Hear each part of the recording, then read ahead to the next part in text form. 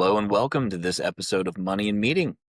This time we're going to be getting into the one big beautiful bill, and there is a lot inside of there.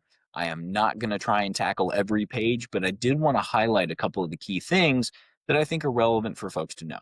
So parts of the Tax Cuts and Jobs Act were made permanent. Now, if you recall, that created 7 tax brackets. They went from 10% all the way up to 37%.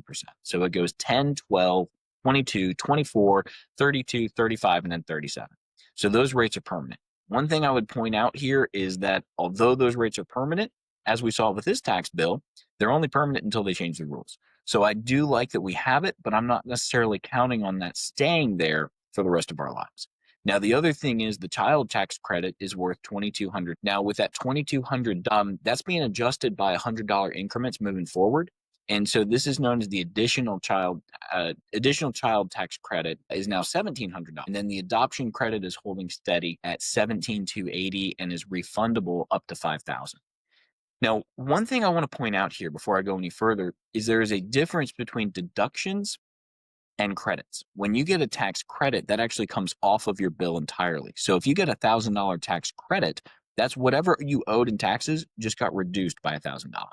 When you have a deduction, that takes down the amount that is taxed by the amount of deduction.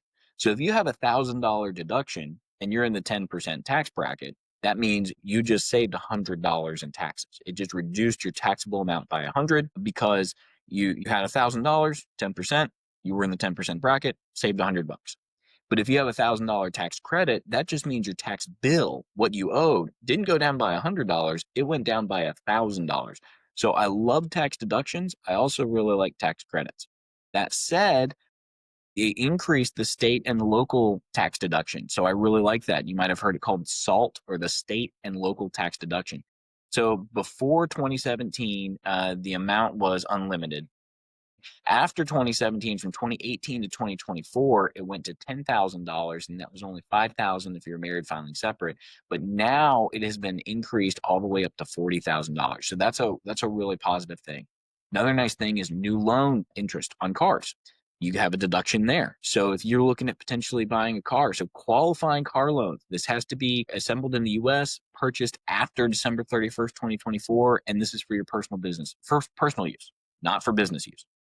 Now, this deduction does not apply to leased or used vehicles, and it phases out if your modified AGI is over $200,000 if you're filing jointly. So it's just something to keep in mind. There's also a big deduction for tips and overtime. So there's been a lot of changes there. If you receive overtime pay, then you actually have the ability to deduct the amount you earn over your regular rate.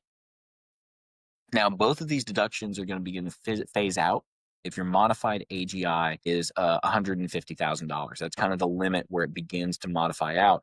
Now, that's for a single individual. It would be $300,000 for joint filers. There's a ton of other things inside of here. There's an additional $6,000 deduction for seniors over the age of 65. This is huge. If you're somebody who has looked at doing Roth conversions in the past, and you're in a position where you said, my income just doesn't allow it, or the situation doesn't make sense, I think it's really important to relook at some of these things. There's a lot of benefit inside of this bill that's going to impact our ability to do tax planning, but some of these things are going away in a couple of years. For example, that bonus deduction of $6,000, that expires in 2028. So there's a window of time that we have that we can capitalize on some of these things. But I would just say in key is remembering that when you do tax planning, we make a plan and then we want to revise and we want to relook at it on an annual basis. So as we look here, I want to say that you may have also heard Social Security benefits are tax-free now. That's not exactly true. Social Security income can be taxable. Depends on your total income, depends on your filing status. But with that temporary deduction for seniors, with that additional $6,000 for seniors, then it could make your Social Security effectively tax-free, but it doesn't mean it's actually tax-free. The other thing is you don't have to be receiving Social Security in order to qualify for this benefit. So it's just a blanket benefit for those of age 65 or over. I hope this has helped take a couple nuggets away, and maybe you've been able to hear a couple things where you say, okay, this might be practical for me, or maybe I need to sit down and talk with my advisor. If you want to do so, you're welcome to reach out, give us a call. We'll also be talking with you about this in our plan reviews and things of that nature. I hope you've enjoyed this. I hope this is official. I look forward to doing these, and as always, have a beautiful day.